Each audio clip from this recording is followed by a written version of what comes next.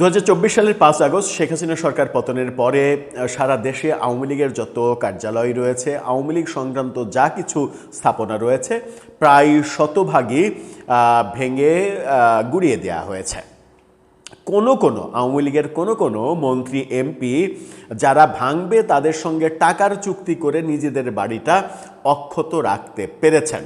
আমি নিজেও এরকম দু একটা বাড়ির খবর জানি, যে বাড়ির মালিক আওয়ামী লীগের সাবেক মন্ত্রী, তিনি মানে তার বিরোধী পক্ষকে টাকা দিয়ে ম্যানেজ করে তার বাড়িটা যেন ভাঙা না হয়, তার বাড়ির আশেপাশে দু একটা ককটেল ফুটিয়ে যেন তারা সরে যায়, এই বন্দোবস্ত করতে পেরেছেন। তার মানে আওয়ামী লীগ যখন ক্ষমতায় ছিল তখন এই যাদেরকে কন্ট্রোল তিনি করতে পেরেছেন তাদের পক্ষে নিয়েই এক ধরনের রাজনীতি যে তারা করেছেন এবং তার নিজের দলকে ডুবিয়েছেন, সেই ব্যাপারগুলো এর মাধ্যমে দেখা যায়।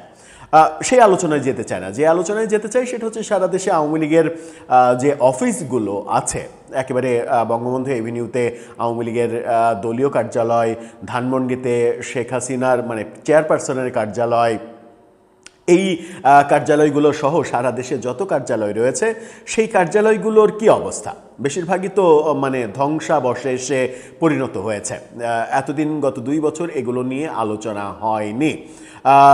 যদিও এরই মাঝে আদালত শেখ হাসিনা এবং তার আত্মীয় স্বজনদের সম্পদ বাজেয়াপ্ত করার মানে আদেশ দিয়েছেন, কিন্তু আওয়ামী লীগের এই প্রপার্টি কী হবে সেই ব্যাপারে কোনো আদেশ দেননি। কারণ আওয়ামী লীগের দল হিসেবে বিচারের কোনো প্রক্রিয়া আদালতে শুরুই হয়নি। কিন্তু আমরা দেখলাম যে আন্তর্জাতিক অপরাধ ট্রাইব্যুনালের চিফ প্রসিকিউটর আমিনুল ইসলাম তিনি গতকালকে জানিয়ে দিলেন যে আওয়ামী লীগের এই অফিসগুলোর পরিণতি কি হতে পারে। চলুন একটু এই ভিডিওতে জানি আওয়ামী লীগের এই অফিসগুলো কিংবা এই সম্পত্তিগুলোর কি অবস্থা হতে চলেছে, সরকার কোন দিকে যাচ্ছে, সেই আলোচনা করবে এই ভিডিওতে। থাকবেন পলিটিক্স টিভির নিয়মিত আয়োজনে।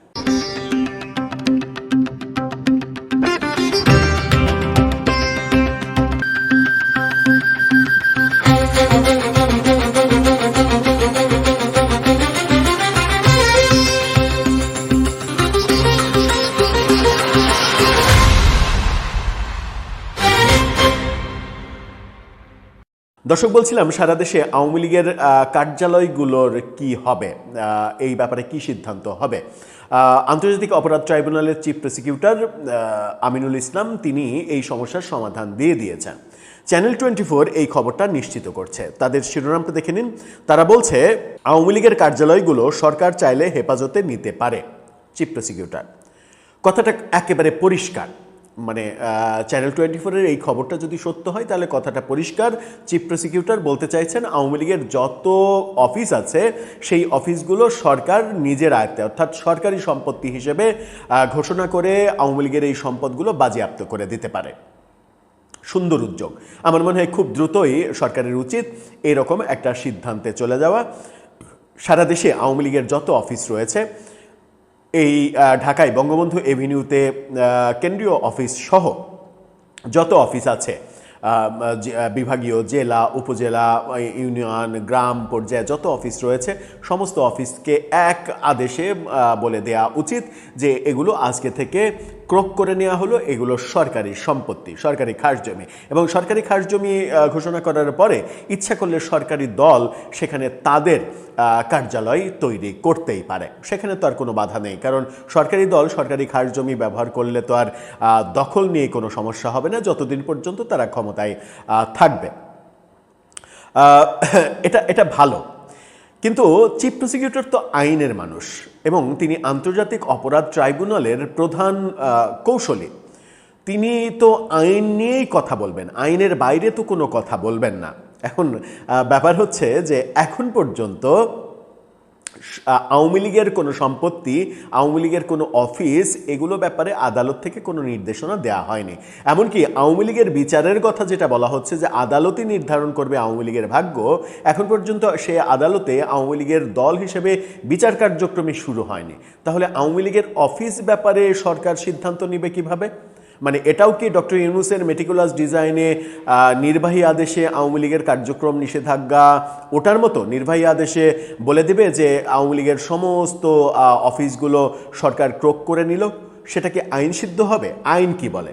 হ্যাঁ, সরকার নির্বাহী আদেশে যে কোনো আদেশই দিতে পারে, কিন্তু সেই আদেশের সিদ্ধান্ত যখন আদালতে চ্যালেঞ্জ হবে তখন কোন অবস্থা হবে? আজকে না হয় চিফ প্রসিকিউটর কিংবা তার দল ক্ষমতায় আছে, কিন্তু তারা যখন ক্ষমতায় থাকবে না তখন এই রকম সিদ্ধান্ত যদি সরকার নেয় তাহলে সেই সিদ্ধান্তগুলো কি টিকবে? এবং এই সিদ্ধান্তগুলো যারা নিয়েছেন, এই সিদ্ধান্তগুলো নেয়ার পেছনের যারা কুশীলব, তাদেরকে কি জবাবদিহি করতে হবে না? তাদেরকে কি প্রশ্নের মুখে পড়তে হবে না? মানে আইনের মানুষ হিসেবে আইনি পরামর্শ দিলেন তিনি, নাকি এটা অনেকটা রাজনৈতিক কথাবার্তা হলো? আমি ঠিকভাবে ক্লিয়ার হতে পারিনি। মানে এটা একটা সংস্কৃতিও হতে পারে যে আজকে বিএনপি ক্ষমতায় আছে, আওয়ামী লীগের অফিসগুলো, সমস্ত অফিসগুলো সরকারি সম্পত্তি হিসেবে ক্রোক করতে পারে। অন্য কোনো দলকে যদি তারা মনে করে বাংলাদেশে রাজনীতি করতে দেবে না, সেই দলের অফিসগুলোও সরকারি সম্পত্তি হিসেবে ঘোষণা করতে পারে।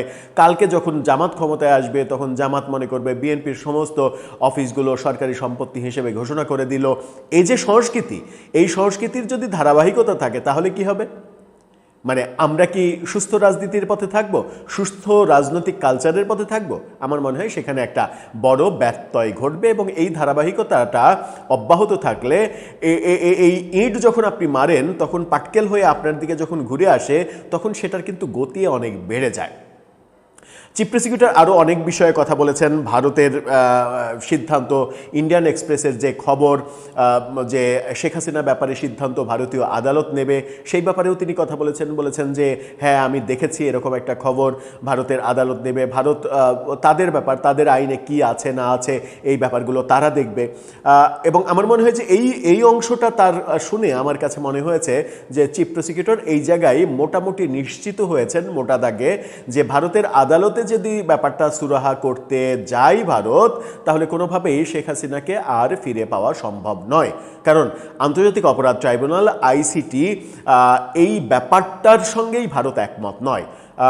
প্রত্যর্পণ চুক্তিতে রয়েছে যে আইনের আওতায় কোনো আসামিকে শাস্তি দেওয়া হলো একটা দেশে, ফেরত চাওয়া আসামির ক্ষেত্রে যে দেশে অবস্থান করছে সেই দেশের আইনেও যদি ওই ব্যাপারটা সমানভাবে অপরাধ হিসেবে চিহ্নিত হয় তাহলেই ফেরত দেওয়া হবে। আর যদি ব্যাপারটা তা না হয়, ওই দেশের আইন যদি এটা পারমিট না করে, তাহলে কোনোভাবেই ফেরত দেওয়া হবে না। ভারতের আইনই বলছে যে শেখ হাসিনাকে আর জীবনে ফেরত দেবে না যদি আদালতের মাধ্যমে ব্যাপারটা যায়। সব মিলিয়ে এদিকেও একটা সংকট।